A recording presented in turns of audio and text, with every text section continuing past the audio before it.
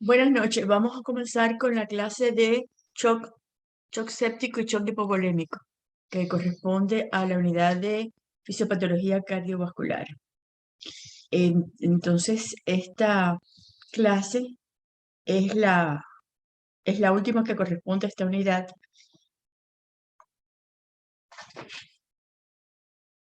Y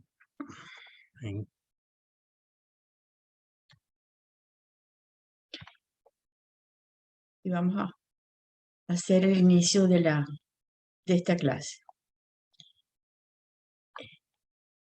Las clases que se han dado en esta unidad han tenido la característica de que ustedes lo habrán visto porque generalmente los alumnos de cada curso tienen acceso a las clases del año anterior que los estudiantes anteriores la han grabado y la han impreso, y etcétera. Que se han modificado, se han actualizado mucho y se han puesto en formatos que sirvan para la modalidad que estamos haciendo, porque no estamos dando las clases presenciales. Creo que todos nosotros hemos hecho un esfuerzo realmente extraordinario para poder dar estas clases. Acceder a la literatura, preparar las clases, que se vean bien, que estén al alcance de que se puedan ver en YouTube, que ustedes las puedan manejar adecuadamente, que esté explícito en las figuras y en cada una de las diapositivas lo que se quiere decir, y que es mucho más fácil dar una clase presencial que una clase de este tipo. El que piense que es más fácil dar la clase así está completamente equivocado. El esfuerzo que requiere para todos nosotros preparar una clase para ponerla darla por Zoom y montarla después en el canal de la cátedra requiere muchísimo más trabajo del que nos toca cuando es una clase de tipo presencial. Cuando hablamos de shock, se define el shock como una reducción acentuada y sostenida de la perfusión tisular, que produce deterioro del funcionamiento de órganos y sistemas y que conduce a la insuficiencia de múltiples órganos y a la muerte. Pero esta es una reducción que se produce rápidamente, en días, horas o días. No es como la reducción acentuada de la perfusión que se puede, de la cual hablamos en la insuficiencia cardíaca. Esto es una reducción, esto es algo que ocurre rápidamente en horas y días, o algunos días si acaso.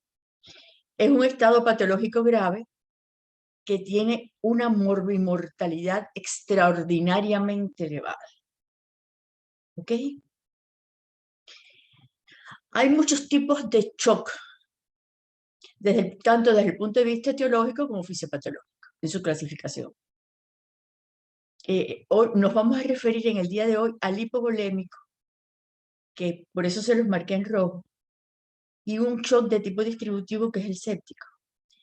También el hipovolémico está el shock cardiogénico, cuyo origen está en un problema a partir del músculo cardíaco. En shock obstructivos, como son el neumotórax, el taponamiento cardíaco, la pericarditis constrictiva, van a tener que lidiar con todos ellos en su práctica clínica. Están los llamados shock distributivos. Vamos a hablar del séptico porque es posiblemente uno de los más frecuentes y de los más dañinos. El shock anafiláctico, que es extraordinariamente rápido, mata a un paciente en minutos. El shock neurogénico también los mata rápidamente.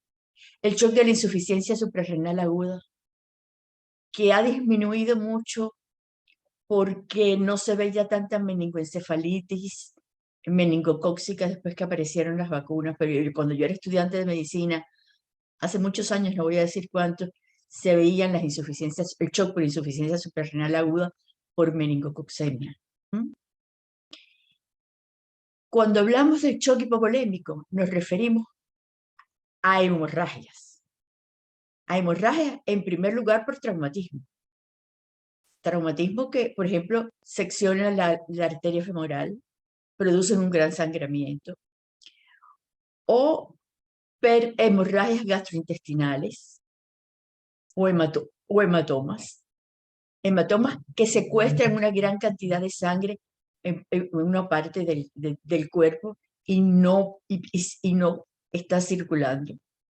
El hemotórax es igual, el hemoperitoneo. O pérdidas plasmáticas por quemaduras. En las quemaduras se pierde gran parte de la piel, esas quemaduras extensas, se pierde gran parte de la piel y entonces por allí comienza a perderse el líquido extracelular y se produce un verdadero shock hipovolémico. Están las pérdidas de fluidos y electrolitos, los van a ver mucho o en geriatría o en pediatría, en los dos extremos de la vida.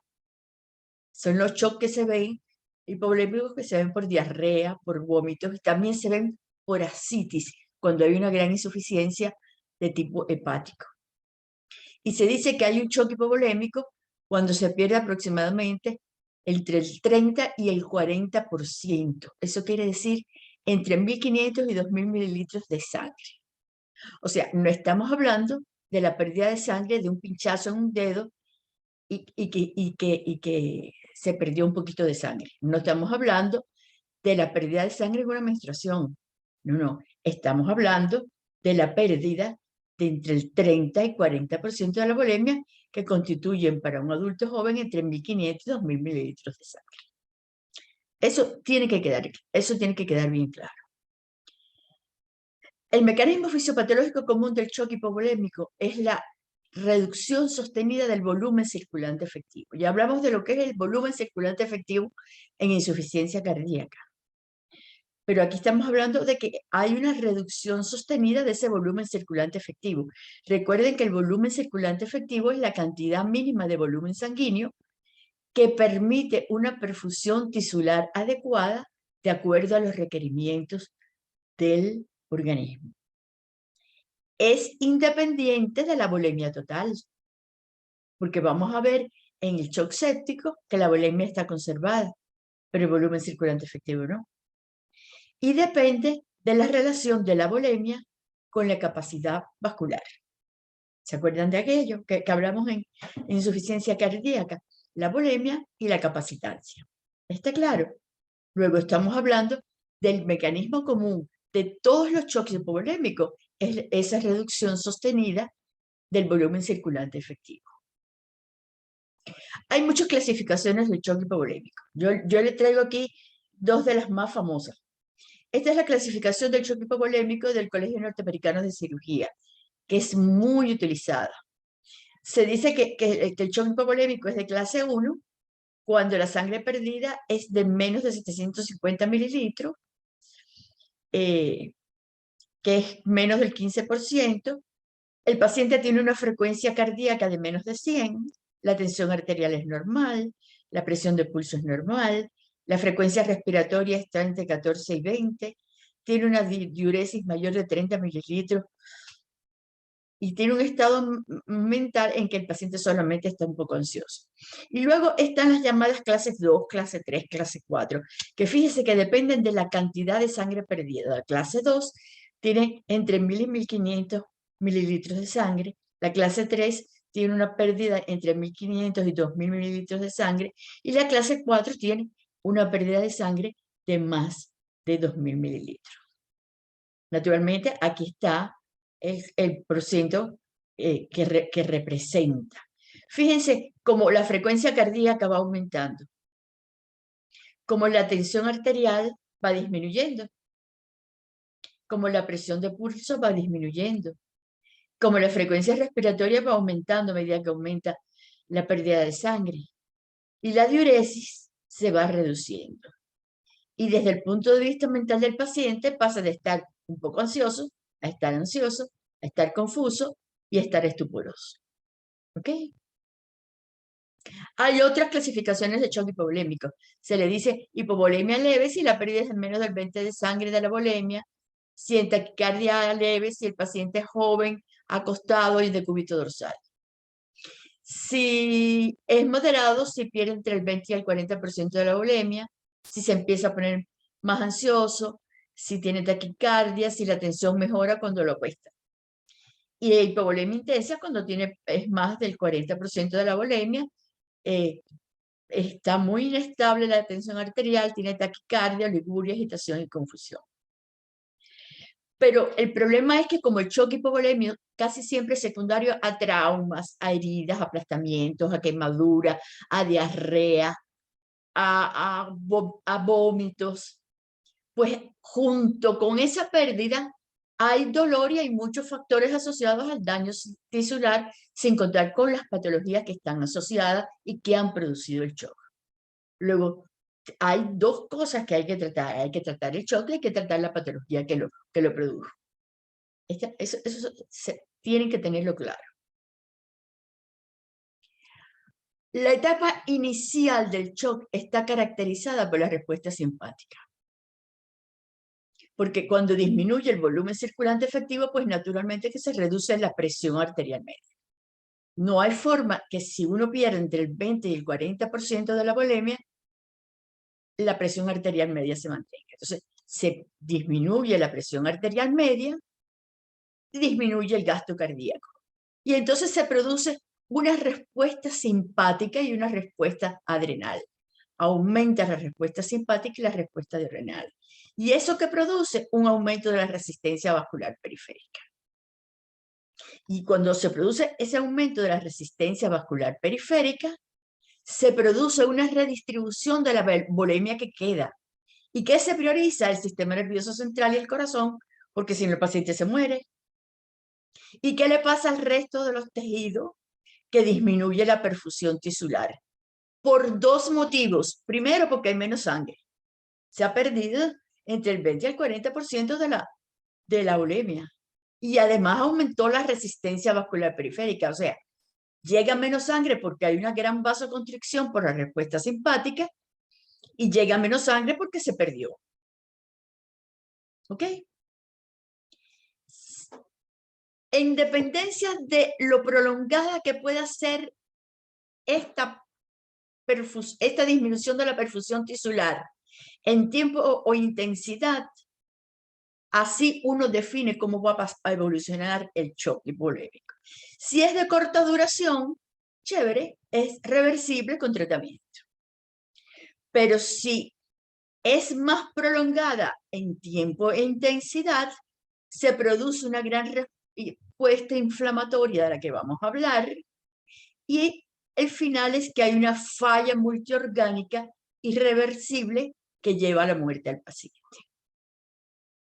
Pero eso tiene que quedar claro, que esa disminución del volumen circulante efectivo disminuye la presión arterial media, disminuye el gasto cardíaco, hay una gran respuesta simpática que aunque aumente el inotropismo cardíaco, no va a aumentar el gasto cardíaco porque no tiene cómo aumentarlo, porque lo que se perdió fue la sangre. Lo que sí aumenta es la resistencia vascular periférica, que redistribuye la volemia, prefiriendo darle un poquito más de la sangre que queda al sistema nervioso y al corazón, pero no no la que el sistema nervioso y el corazón siempre lleva, sino un poco más que la que tiene, por ejemplo, el hígado o el músculo, etc. ¿Ok? Luego, este es un shock que se caracteriza por una gran disminución de la perfusión tisular, con un gran aumento de la resistencia vascular periférica. ¿Está claro hasta ahora?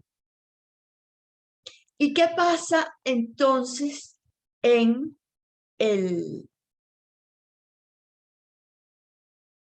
la microcirculación?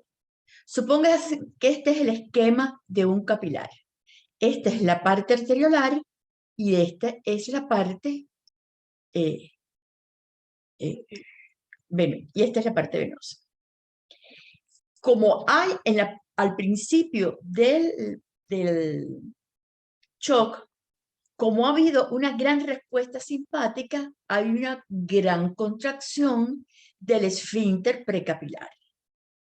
Y entonces, aunque hay una disminución del flujo sanguíneo, porque está disminuida también la volemia y está disminuido la presión arterial media, entonces se está produciendo una disminución de la presión hidrostática dentro del capilar.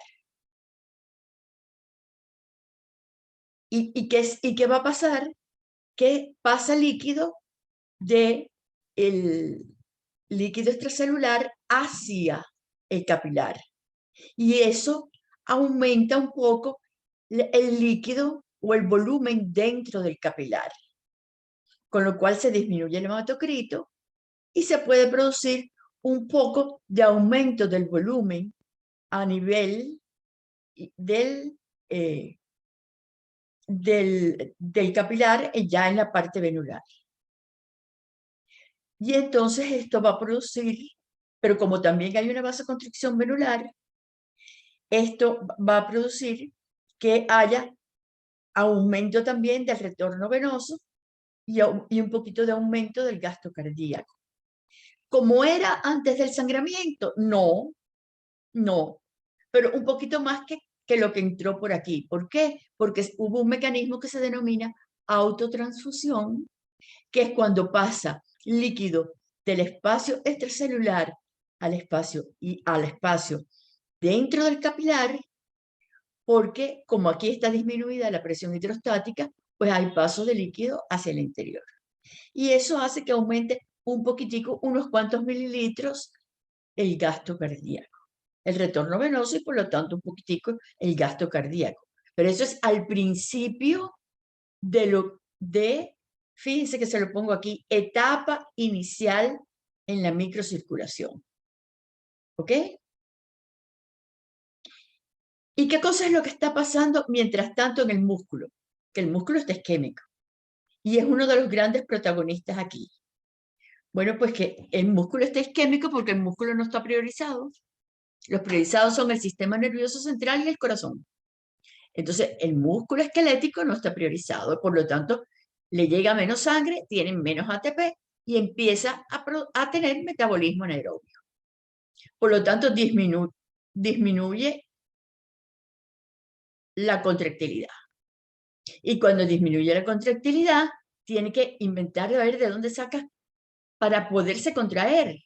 Y acude al catabolismo proteico como sustrato energético, lo cual produce muchísimo ácido láctico.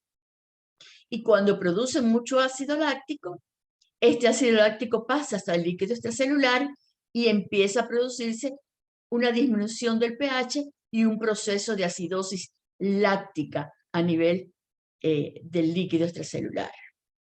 Pero esta contractilidad no es cada vez, a medida que aumenta, que pasa el tiempo, pasan las horas, si no se ha restituido la volemia, este ATP cada vez es menor la cantidad porque empieza a consumir prácticamente las proteínas que puede degradar y entonces empieza el hidrógeno a salir y a cambio entra potasio. Recuerden que cuando se acumula hidrógeno en una célula, se produce una activación del intercambio de la bomba hidrógeno-potasio. Y entonces, este hidrógeno que ya salió por aquí y el medio que se ha vuelto acidótico, entonces empieza a entrar a la célula. Y a cambio, ¿qué cosa sale? Potasio. Y cuando sale potasio, ¿qué cosa le pasa a la contractilidad? Que disminuye y empieza a haber debilidad muscular. Pero eso es para todos los músculos. O sea, que tenemos un problema que es algo así como el perro que se muerde la cola. Disminuye el ATP, aumenta el catabolismo proteico y por lo tanto aumenta el ácido láctico que sale, produce una acidosis, pero es como se produce una acidosis, la sangre empieza a caer el pH y entra en acidosis, pues se produce un mecanismo de tamponeamiento. Y entonces entra hidrógeno a la célula y saca potasio, pero cuando eso lo hace la célula muscular, disminuye la contractilidad y empieza a haber debilidad muscular. Si fuera debilidad muscular, qué sé yo, del deltoides, pues usted tiene debilidad para levantar el hombro. Pero cuando es debilidad de la musculatura respiratoria, entonces usted empieza a tener una falla ventilatoria y eso tiene que ver con el diafragma y con los músculos intercostales. Y entonces eso va a producir una hipoxemia.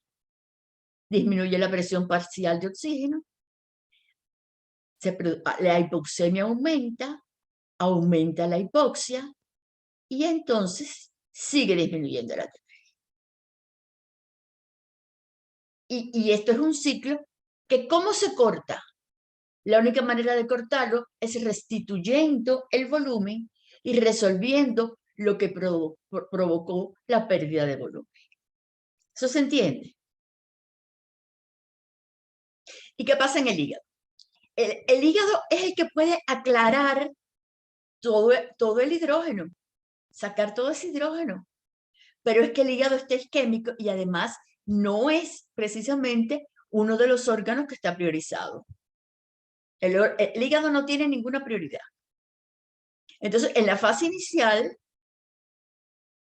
el hígado empieza a degradar todo el glucógeno para formar glucosa y entonces empieza a haber un poquito de hiperglicemia. Y los depósitos, y se empieza a perder los depósitos de glucógeno. Pero es que no tiene ATP suficiente.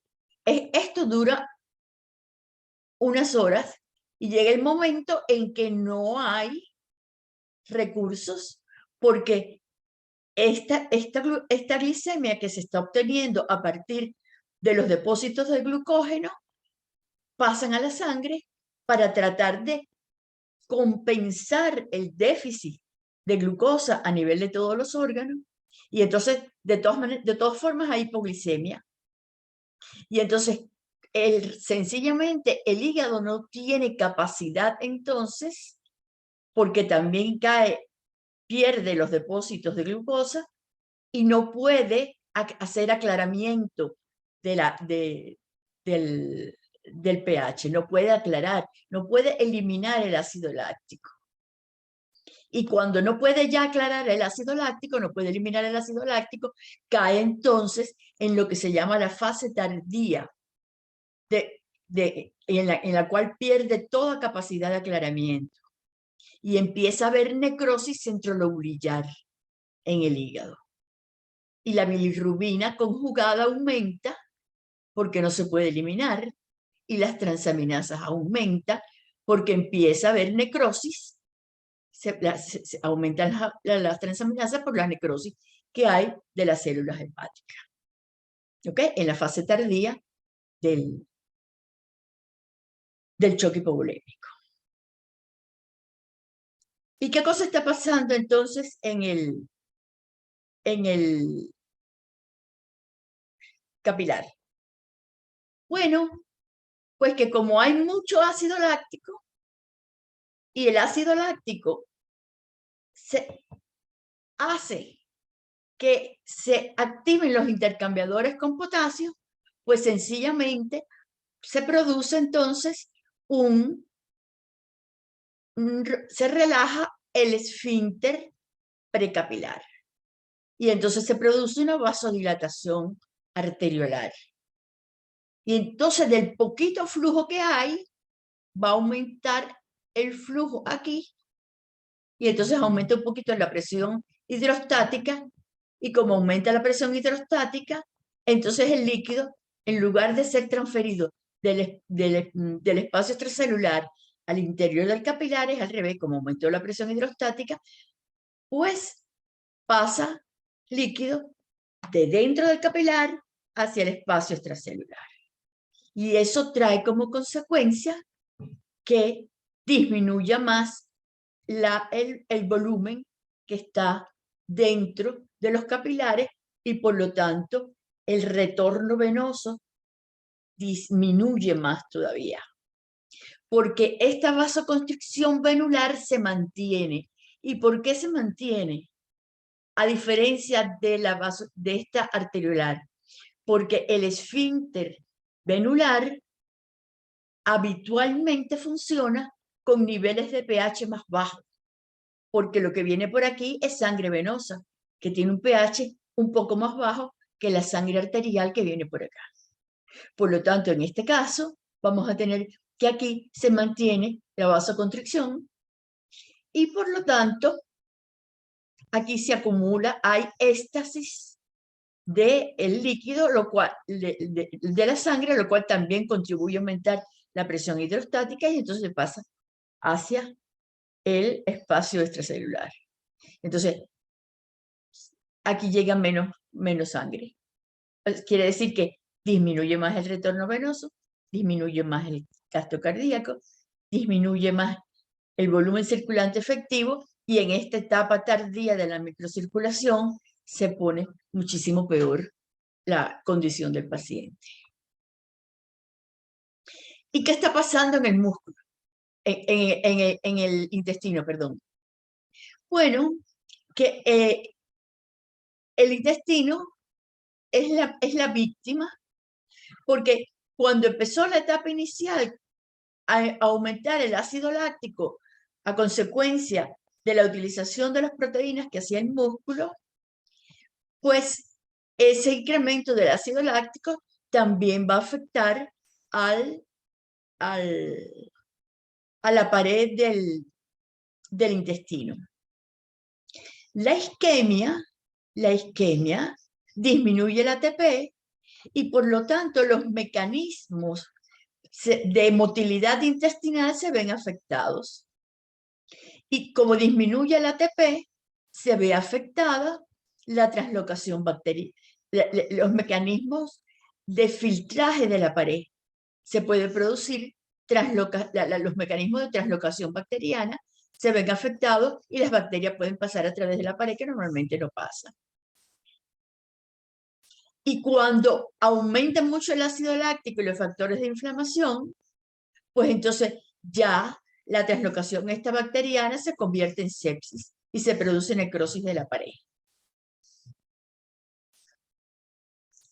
Y esta disminución del gasto cardíaco, entonces, una de las cosas que hace pared intestinal que está siendo necrosada es producir una gran cantidad de factor de necrosis tumoral alfa, que ya ustedes la conocen. Y ese factor de necrosis tumoral alfa disminuye la contractilidad miocárdica. Y cuando disminuye la contractilidad miocárdica, a pesar de que el volumen cardíaco está favorecido por la redistribución que se había hecho, pero como tiene menor contractilidad, pues eso favorece más la isquemia y hace que haya menos ATP para el intestino y para todos los órganos. ¿Comprende? ¿Y qué le pasa al corazón? En el corazón tenemos dos etapas, mire. Aquí se los puse con una línea punteada. En la etapa inicial, las catecolaminas, ¿qué hacen? Hay una gran descarga de catecolaminas, aumenta la frecuencia cardíaca y aumenta el inotropismo. Por lo tanto, lo que va a pasar es que el corazón se va a contraer con más fuerza y va a aumentar la frecuencia cardíaca, ¿no? Pero también va a haber vasodilatación coronaria y eso va a ayudar a tratar de mantener el flujo. Va a haber preservación funcional. Pero cuando aumenta mucho la frecuencia cardíaca, lo que va a pasar también es que disminuye el tiempo de diástole. Y cuando disminuye el tiempo de diástole mucho, y aquí las frecuencias cardíacas se mantienen en más de 100, 110, 120 contracciones por minuto. Entonces lo que va a pasar es que empieza a haber, al disminuir el tiempo de diástole, pues empieza a haber agotamiento primero en el endocardio y después necrosis subendocárdica. Hay aumento de ácido láctico y de factores de inflamación. Disminuye el flujo coronario. ¿Por qué razón disminuye el flujo coronario? Bueno, porque aunque esté priorizado el corazón, perdió el paciente 2.000 mililitros de sangre. Sencillamente los perdió. Y no hay capacidad para mantener, a lo mejor le están dando un poquitico más que al hígado, pero no le están dando lo que requiere el flujo coronario. Y entonces hay un factor de necrosis tumoral alfa que está produciendo una disminución de la capacidad contractil de ese corazón. Por lo tanto, fíjense, el flujo coronario produce también arritmias, porque además acuérdense que el potasio está alto. ¿Por culpa de quién? Por culpa del lactato, del ácido láctico, que se intercambia. Y cuando el potasio está alto, hay arritmias. Entonces, flujo coronario bajo, arritmias producidas por el potasio y por la disminución del flujo. Disminución de la capacidad contráctil producida por el factor de necrosis tumoral alfa. Agotamiento del endocardio posiblemente con necrosis endocárdica. Eso es disminución del gasto cardíaco. Se lo puse en azul porque eso es disminución. Y más disminución del volumen circulante efectivo en las etapas más tardías. Ya el corazón no da más sencillamente. Y el paciente puede morir casi ya. ¿Entienden? Luego, hasta aquí funcionó bien el corazón, hasta que se empezó a agotar el endocardio y empezó a pasar todo esto. ¿Y qué pasó con el riñón? Ah, bueno, pues el riñón es muy interesante, porque como disminuyó la presión arterial media, se activaron rápidamente los mecanismos de autorregulación para preservar el flujo sanguíneo renal y la tasa de filtración glomerular. ¿Cuáles son esos mecanismos? Vasoconstricción de las arteriolas aferentes y eferentes. Chévere. Activación del sistema renina, angiotensina, aldosterona. Muy bien. Activación de la aldosterona, aumento de la aldosterona sobre el túbulo contorneado distal. Ajá. Y aumenta la reabsorción proximal de sodio y agua. Se activa la ADH y tratan de aumentar una volemia a toda costa. A toda costa. Y además la actividad simpática está aquí estimulando esto. ¿Entienden? El único problema que pasa es que la presión arterial media sigue caída, y como sigue caída, porque no hay volumen circulante, pues este mecanismo se mantiene. Por lo tanto, en las etapas iniciales del choque hipovolémico, ¿cómo está la diuresis? Disminuida, porque fíjense, se reabsorbe todo el sodio y el agua que haya por ahí. La ADH ayuda a reabsorber todo el agua que se encuentra en la orina. La aldosterona sobre el túbulo contorneado distal reabsorben todo. Por lo tanto, uno sabe que el paciente todavía ese riñón está funcionando porque la diuresis está muy disminuida. Muy disminuida. Ajá. ¿Y qué pasa en la etapa tardía? Que el problema es que no solo que se sigue manteniendo la presión arterial media disminuida y naturalmente disminuido el flujo sanguíneo renal. ¿Entiendes? Y está disminuido el flujo sanguíneo renal y hay vasoconstricción que está aumentada más todavía porque la angiotensina se añadió. Y entonces, ¿qué se produce? Se produce una necrosis tubular aguda, porque ya el flujo no es suficiente ni siquiera para perfundir el riñón. y se produce una lesión renal irreversible con insuficiencia renal, porque la tasa de filtración glomerular disminuye, porque la presión disminuye, se produce acidosis, oliguria, o sea, el paciente empieza a orinar un poco más, que pierde la capacidad de concentración y la orina es menos concentrada. Cuando se empieza a ver que la orina es menos concentrada que la de hace 2 horas, uno ya sabe que el riñón está cayendo en una necrosis tubular aguda y aumentan mucho los productos de desecho. Y se produce una lesión renal irreversible, eso no tiene marcha para atrás. Hay que poner un riñón nuevo. ¿Ok? Y respiratorio. El pulmón no tiene ninguna capacidad de que le pongan ninguna prioridad. Aquí le puse también una línea punteada. Esta es la parte inicial del shock. Esta es la fase tardía del shock. ¿Entiende?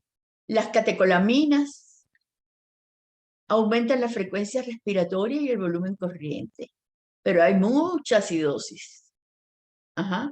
Y esto aumenta, por lo tanto, la ventilación alveolar. Perfecto. Y disminuye la PCO2 arterial. Perfecto. Pero esto produce, por lo tanto, un gran consumo energético. ¿Y con qué? Si lo que hay es una claudicación de los músculos respiratorios, porque no están perfundidos, no tienen ATP, ya no tienen proteínas que degradar, el convertidor, el intercambiador entre potasio y ácido ya no funciona. Lo que hace es disminuir la contracción de los músculos respiratorios. Pero además, si el gasto cardíaco está disminuido y el pulmón no está priorizado, la perfusión alveolar, sencillamente lo que va a producir, además, es que el surfactante no se pueda producir. Y si el surfactante no se produce, no pueden mantenerse abiertos los alveolos. Y entonces se empieza a producir atelectasia, se pega mucho. Y disminuye entonces la superficie de intercambio de oxígeno, disminuye la ventilación. Y por lo tanto disminuye la presión parcial de oxígeno. Esto junto con la claudicación de los músculos respiratorios. Y esta es la fase tardía para el pulmón. Pero estas curvas son muy interesantes porque al paciente con shock hipovolémico constantemente le están sacando sangre para medir el ácido láctico y el exceso de base en el shock hipovolémico. Entonces, el exceso de base, cuando se empieza a medir, se empieza a encontrar que a medida que el exceso de base va aumentando, la gente se va muriendo más.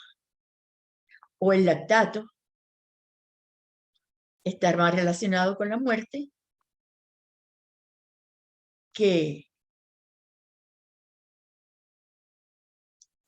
igual que esto.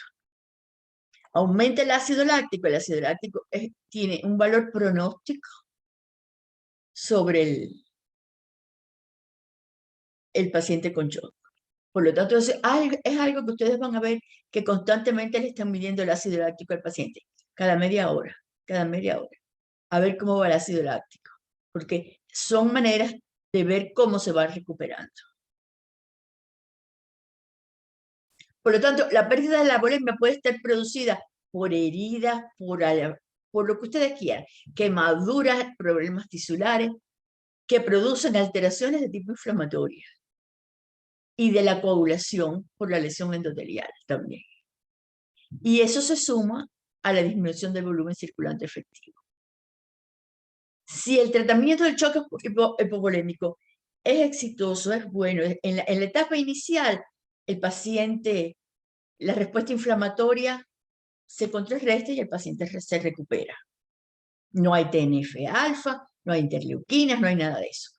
De lo contrario, la respuesta inflamatoria y los trastornos de la coagulación contribuyen a la aparición de un fenómeno que van a ver, vamos a hablar de ella un poco en la parte de shock séptico, pero la van a ver a punto y coma en la unidad de hematológico, que es la aparición de la coagulación intravascular diseminada, y también se produce la falla multiorgánica y la muerte de los pacientes.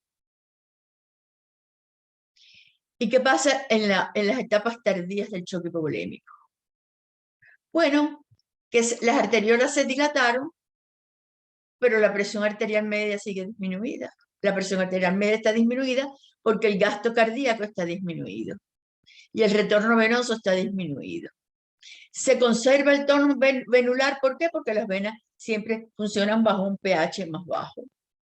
La perfusión tisular disminuida, el aporte de oxígeno está disminuido, el ATP está disminuido, y todo esto son círculos viciosos de retroalimentación unos con otros.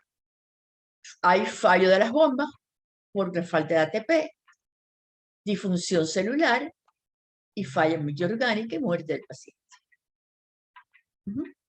¿Está claro? Vamos a otro shock, también muy interesante, que es el shock séptico. Ya vieron cómo es el shock hipovolémico, ¿no? Lo fundamental es el aumento de la resistencia vascular periférica, ¿ok? La respuesta simpática. Muy bien. ¿Qué pasa con las infecciones? Bueno, que siempre una persona se puede infectar. Y entonces hay signos locales y sistémicos de respuesta ante los microorganismos.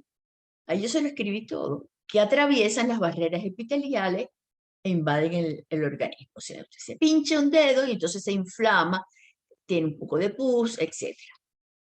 Esa es la local. La respuesta inflamatoria sistémica ante una infección también incluye fiebre o hipotermia. Hay veces que lo que tienes es 35,5 de temperatura. Puede tener taquicardia o taquipnea, quiere decir que respiran más rápido. Pueden tener leucocitosis, o sea, tener los leucocitos aumentados, o leucopenia, o sea, los leucocitos bajos.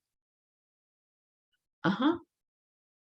Esto puede pasar en una gripe, en una virosis, en cualquier cosa de esa. Cuando la sepsis se asocia con la disfunción de órganos distantes al sitio de la infección, o sea, se infectaron una mano y ya tiene sepsis hasta en las piernas, por ejemplo, se dice que el paciente tiene una sepsis severa. La sepsis severa puede acompañarse de hipotensión arterial y de signos de hipoperfusión tisular. Y entonces uno le empieza a poner líquidos para aumentarle la tensión, porque ya ustedes saben lo que pasa cuando hay hipotensión arterial, ¿no? Cuando la hipotensión arterial no se corrige con la administración de líquido por vía endovenosa, se dice que el paciente séptico, el paciente está en shock séptico. Eso está claro. Cuando la hipotensión arterial no se corrige con la administración de líquido por vía endovenosa, no tomándose, por vía endovenosa, y además puesta a chorro, se dice que el paciente está en shock séptico. La diferencia fundamental entre sepsis y shock séptico es que la sepsis usualmente es reversible. Y en el shock séptico el paciente tiene una alta tasa de mortalidad entre 40 y 60%. Además del líquido, también. Esas dos diferencias son. ¿Ok? Vamos a ver por qué. El shock séptico no es más que una respuesta inflamatoria sistémica ante una infección grave, con mala distribución del flujo sanguíneo y falla multiorgánica refractaria a tratamiento. Y no depende del agente infeccioso, depende de la respuesta del paciente ante la infección. Usted puede tener 5 pacientes o 10 pacientes infectados con la misma bacteria, con el mismo virus, con el mismo protozoario, 10 pacientes. Uno solo hace shock séptico y los otros 9, nada, no tienen ningún problema. ¿Entienden? Hicieron su infección, le pusieron su antibiótico, su antiviral, lo que sea, y sin problema. Y uno solo hizo shock séptico. ¿Porque lo trataron más mal? No, porque hizo una respuesta inflamatoria ante la infección que no hicieron los otros pacientes. Y eso se les tiene que meter clarito en la cabeza. Porque el shock séptico no depende del hospital, del gobierno, de la enfermera, del no sé cuánto. Todas esas cosas influyen. El shock séptico depende de las respuestas del paciente ante la infección. ¿Ok? Luego, cuando uno mira esta pirámide que les estoy poniendo yo a ustedes aquí, ustedes ven que hay una lesión y los inductores pueden ser las bacterias que ustedes quieran, cualquiera. Hay una respuesta inflamatoria local que puede ser celular, se crea una inflamación, hay pus, esos son los mediadores. Puede haber una respuesta inflamatoria sistémica, el paciente tiene fiebre, etc. Esta es una respuesta inflamatoria dependiente del huésped. Esta depende de la bacteria que fue. Estos son los mediadores. Pero esto que está aquí es una disfunción multiorgánica inflamatoria, que es lo que se llama shock refractario. Y cada vez, fíjense, esto empieza por un poquito y cada vez la respuesta se va amplificando cada vez más, cada vez más, cada vez más. Y se hace prácticamente muy difícil de tratar. Por eso tiene esa mortalidad tan grande entre 40 y el 60%. Y generalmente, mire, después de batallar muchísimo y poner todas las cosas habidas y por haber al paciente. ¿Cómo es la mortalidad en el shock séptico? Esta es una curva muy interesante. Esta es la curva de pacientes con shock séptico. Esta es la tasa de mortalidad. Esta es la edad de los pacientes. Fíjense que mientras más viejos, más se mueren más. Pero además, fíjense, esta curva corresponde a los pacientes que tienen enfermedades concomitantes. Qué sé yo, son hipertensos, son diabéticos, son obesos, cualquier cosa. Y estos son pacientes que han tenido, estos no tienen enfermedades concomitantes y estos sí tienen enfermedades concomitantes, otras enfermedades previas. Hay quien se puso a estudiar y decía que en el grupo que no tiene enfermedades previas, las bacterias que predominan eran el estafilococo dorado, el streptococcus pneumoniae y la Neisseria meningitidis. Y en este grupo, que tienen enfermedades previas, predominaban el estafilococo dorado, la pseudomonas aeruginosa, los enterococos y los hongos. Realmente eso fue un ensayo, porque hay individuos que con una bacteria cualquiera, que no es ninguna de estas, hacen un shock séptico, porque es su forma de reaccionar ante una infección. Pero la mortalidad es extraordinariamente alta, siempre. ¿Cuáles son las alteraciones endoteliales en el shock séptico? Los mediadores producidos por los leucocitos y los trombos formados por una mezcla de fibrina y plaquetas y leucocitos que contribuyen a una lesión vascular.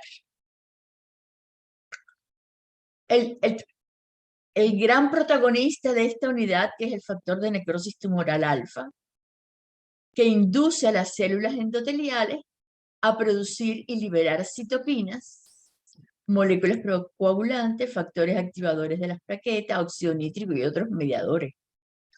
Pero este TNF-alfa que habíamos visto en insuficiencia cardíaca, que era producido dentro del corazón, este es producido ahora en el endotelio. Entonces, todo esto lo que hace es incrementar la permeabilidad vascular, la trombosis microvascular, la coagulación intravascular diseminada y la hipotensión arterial, que son los grandes contribuyentes a este tipo de shock. Luego, el endotelio vascular empieza a producir factores anómalamente, muchas prostaglandinas que son vasodilatadoras, muchos leucotrienos que son vasodilatadores, muchas citoquinas vasodilatadores, muchas moléculas de adhesión donde se van a pegar allí muchas cosas como vamos a ver ahora. Produce factor de necrosis tumoral alfa en grandes cantidades y ese factor de necrosis tumoral alfa sigue actuando sobre el endotelio y el endotelio sigue produciendo entonces prostaglandinas, leucotrienos, citoquinas, moléculas de adhesión. Y ese factor de necrosis tumoral alfa activa los leucocitos y las moléculas de adhesión y los leucocitos interactúan. Ese factor de necrosis tumoral alfa también va a actuar sobre el corazón y va a disminuir la contractilidad miocárdica. Y además de eso, hay una serie de interleuquinas que se producen en esta patología, como son la interleuquina 1 beta, la IFN gamma y la interleuquina 12, que van a activar al endotelio vascular y van a contribuir a que todo esto pase. Y el factor de necrosis tumoral alfa, que una de las cosas que hace es facilitar la aparición de una patología muy mala en este tipo de shock, que es la coagulación intravascular diseminada. ¿Qué pasa con las alteraciones endoteliales? Pues que los capilares funcionales empiezan a disminuir porque se empiezan a obstruir la luz de los capilares porque las células endoteliales se edematizan mucho y empiezan a formarse trombos de fibrinas con leucocitos y con plaquetas que obstruyen también esos capilares. Además hay compresión del edema tisular y entonces disminuye la capacidad de deformación de los eritrocitos y no pueden pasar los eritrocitos. Se produce una cosa que se llama degradación del glucocálix endotelial, que es parte del endotelio por leucocitos que no están activados y que cuando se unen con las moléculas de adhesión activadas, permiten esa activación, adhesión y migración de estas células y por tanto alteración del flujo sanguíneo. Y como no puede pasar la sangre adecuadamente por los capilares, entonces se abre una vía que siempre está colapsada y cerrada, que son los shunts arteriovenosos, que tienen menor resistencia vascular, pero que tienen una pared lisa y no intercambian ni oxígeno ni nutrientes. Luego, ustedes tienen los capilares y empieza a haber trastornos en la deformidad de los glóbulos rojos, hay alteración del glucocálix, se producen microtrombos y todo esto va a producir muchísimos problemas porque fíjense, volvemos a nuestro capilar del choque hipovolémico. Este extremo arterial está dilatado y este extremo venoso está dilatado. Y entonces aquí lo que se forman son zonas de hipoxia, esto que está aquí en marrón, producido por la respuesta inflamatoria, se forman coágulos también, y como no puede pasar la sangre adecuadamente por aquí, pues entonces se abren los shunts arteriovenosos que normalmente no se abren y por aquí se desvía la sangre.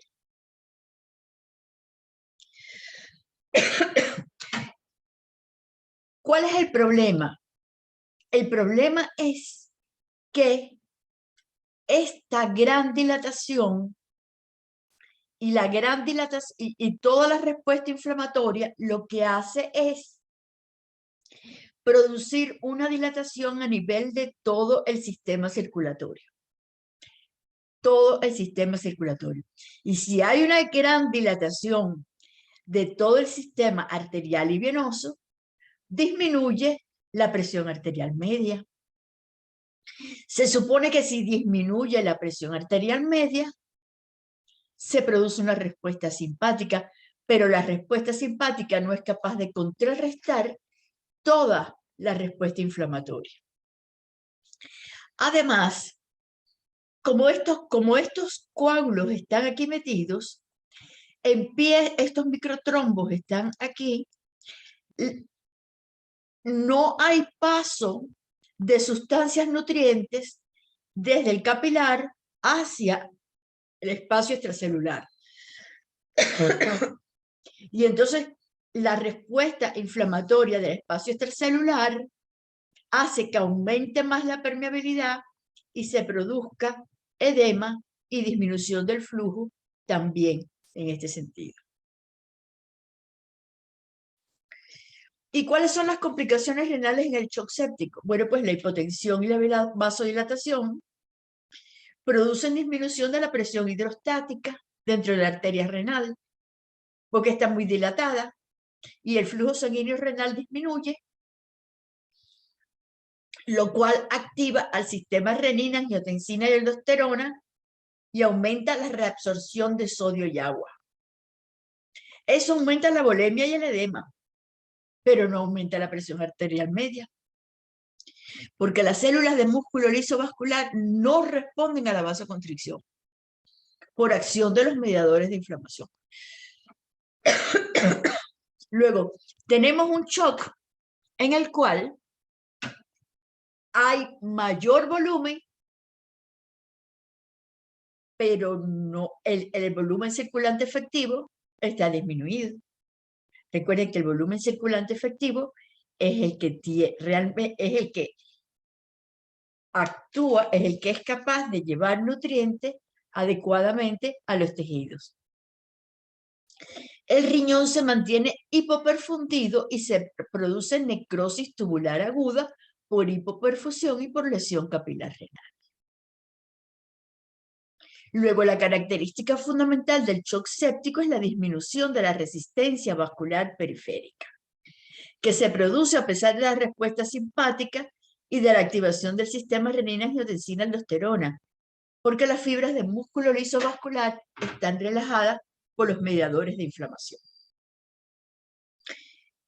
Y no hay disminución de la volemia, pero sí hay reducción del volumen circulante efectivo. ¿Okay? Esto que ustedes ven aquí es un esquema de una diapositiva de la clase de hematología que ustedes van a ver sobre fisiopatología de la coagulación intravascular diseminada. Miren, de aquí, de lo verde para abajo, todo esto que ustedes ven aquí, esto para acá, es el mecanismo que pasa cuando se produce la coagulación en otras condiciones. Pero cuando hay sepsis e inflamación, como está puesto aquí, empiezan a activarse diferentes interleuquinas. Por ejemplo, en el caso particular del shock séptico, ya teníamos activado el factor de necrosis tumoral alfa, que es el que tiene el campeonato en el shock séptico. Bueno, la sepsis-inflamación activa este factor de necrosis tumoral alfa, que también va a activar interleuquina 1B, que también la sepsis-inflamación la activa, y este activa la interleuquina 6, y este está activando este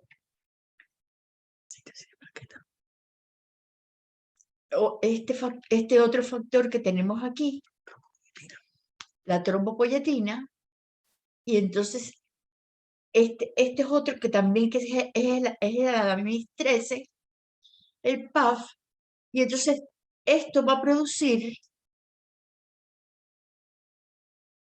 inhibición de la antitrombina 3, inhibición de las proteínas C y activación del PAI.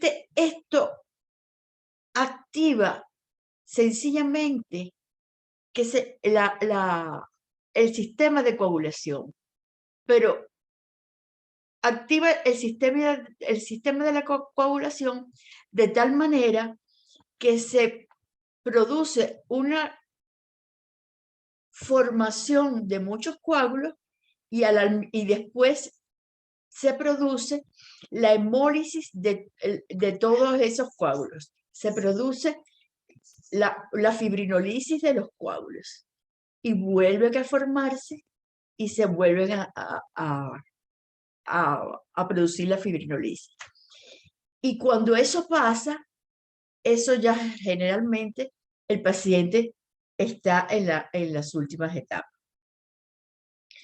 Uno le tiene mucho miedo a esta patología porque esta es una patología que ocurre generalmente asociada a sepsis, inflamación y lesión endotelial. Y todo lo que tenemos en el shock séptico es sepsis, inflamación, lesión endotelial, toxinas bacterianas, interleuquina, factor de necrosis tumoral alfa, exposición al colágeno, exposición a la endotelina 1. Y todo esto produce adhesión y agregación a activación plaquetaria y empiezan a activarse todo lo que son los mecanismos de la coagulación, pero en forma patológica. Y por lo tanto, es prácticamente el karma de los médicos cuando tienen un paciente con una coagulación intravascular diseminada, en el caso de un paciente con shock séptico. Este proceso es mucho más frecuente en el shock séptico que en el shock hipovolémico, a no ser que el shock hipovolémico se infecte, cosa que puede pasar. Ya sé que van a preguntar por el COVID. Eso se los va a dar el doctor Guido Díaz en las clases de hematológico. No me toca a mí, pero se parece. Luego, cuando ustedes tienen esto aquí, de resumen, ustedes ven que la sepsis produce mediadores inflamatorios. Y esos mediadores inflamatorios han producido todo este problema a nivel de los capilares, la aparición de coágulos, la aparición de procesos isquémicos, la apertura de los shunt, porque el shunt no es más que una vía de paso, pero no intercambia nada y por lo tanto los tejidos están hipóxicos. Hay hipoperfusión de los tejidos, pero lo único que pasa es líquido y por lo tanto hay edema. Se produce una disminución grande del gasto cardíaco porque el factor de necrosis tumoral alfa disminuye el gasto cardíaco. Trata de aumentarse el gasto cardíaco, ¿por qué? Porque hay una gran descarga simpática, pero no puede aumentarse porque el factor de necrosis tumoral alfa está actuando en grandes cantidades y no permite el incremento del gasto cardíaco. La dilatación venular, teóricamente, aumenta la presión venosa central y aumenta la precarga, pero no aumenta el gasto cardíaco, porque lo que se produce es una gran acomodación, un aumento de la capacitancia del sistema venoso, y lo que aumenta es la presión venosa central y aumenta la precarga, pero no aumenta el gasto cardíaco, por la sencilla razón de que el corazón no tiene capacidad para contraerse. Por lo tanto, la presión arterial media está disminuida porque esta gran activación simpática que se produce por la disminución de la presión arterial media no es efectiva. Igual que esta no se convierte en retorno venoso, sino que se convierte nada más que en congestión a nivel del sistema venular. Y la poscarga, por lo tanto, como está disminuido el gasto cardíaco, hay una disminución de la poscarga y la resistencia periférica total está disminuido por la gran dilatación arteriolar. y es lo que mata al paciente sin necesidad de que haya una coagulación intravascular diseminada. Si hay una coagulación intravascular diseminada, pues eso sencillamente agrava mucho más la condición. Todo esto produce una falla multiorgánica. Por lo tanto, el ATP en el shock séptico empieza por la sepsis, por la activación de neutrófilos y macrófagos, la activación de radicales libres de oxígeno y peroxinitritos, que son radicales libres de nitrógeno, que producen una gran lesión de los tejidos, una gran activación de estos receptores nucleares para PEPARs, fallo en el transporte de electrones y de mitocondria, disregulación de la respuesta de la respuesta inflamatoria sistémica, activación de otros receptores más, disminución del ATP mitocondrial, disfunción mitocondrial, falla multiorgánica, falla en el traspaso de electrones en la mitocondria, disfunción celular y muerte. Este es el mecanismo en general de un shock séptico. Actualmente se puede parar todo este círculo de muerte, se puede parar sobre todo aquí, en la lesión tisular, porque cuando ya comienza esta disregulación y esta disminución del ATP mitocondrial, ya cuesta mucho trabajo poder resolver esta situación. Esta es la última clase de nosotros. Las consultas docentes las pueden hacer. Yo esta semana que viene voy a coordinar la fecha del examen parcial, que es un examen presencial de redacción, no es un examen de selección múltiple, es un examen de redacción donde ustedes tienen que escribir lo que se les pregunta. Y les comunicaré la fecha en la cual se va a hacer ese examen. Cualquier duda me pueden comunicar, me pueden contactar.